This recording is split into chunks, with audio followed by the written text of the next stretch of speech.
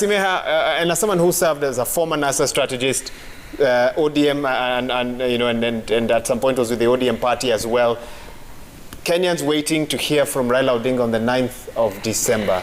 And of course the pressure as well for a running mate. We've seen how many visits he's made to Mount Kenya and so forth. What are you expecting to hear from him actually on that day and moving forward? Thank you, Maura. I don't know what we should expect to hear from Raila on the 9th. If I may just sneak into what Kabando said and steal from him and say, maybe Mheshimiwa Raila will be saying, I will run. Is that news? I don't think so.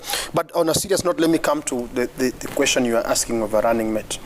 I think the current regime from 2013 to date, with the new constitutional dispensation, has so destroyed the allure of a deputy president stroke running mate that I do not think, in my humble opinion, the running mate will anymore be about gaining political support than just interests. Political support in terms of numbers, votes.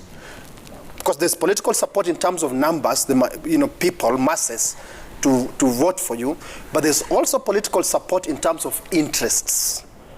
Aggregation, amalgamation, and articulation of interests, and they matter in politics.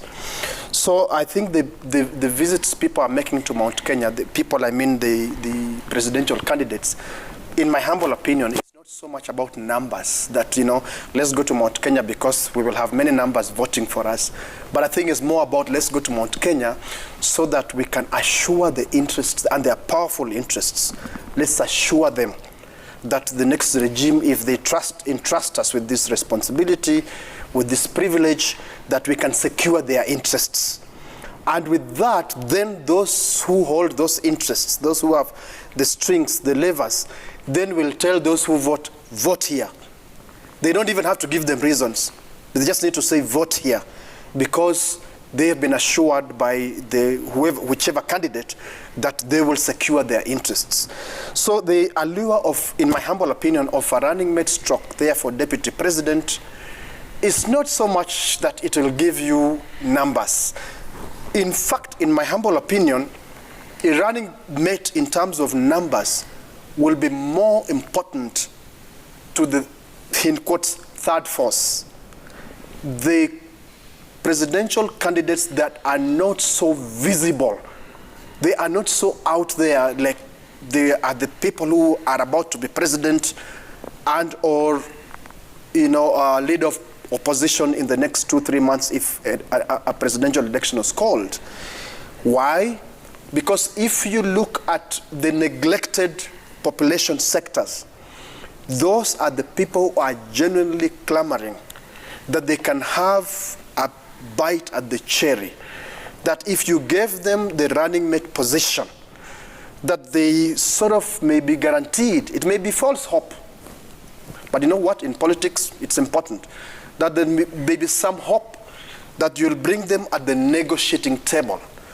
Bringing people at the negotiating table doesn't mean that they will be part of whoever will win the presidency, but they can be part of whoever will have some power.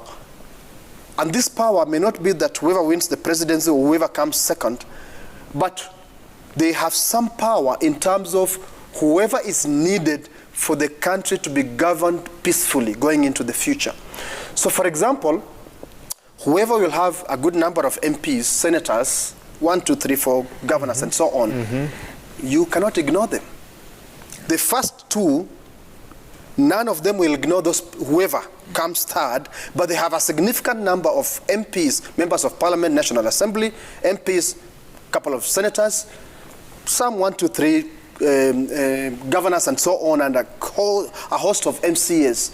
Now to me, that is the force where running mate will have much more of value.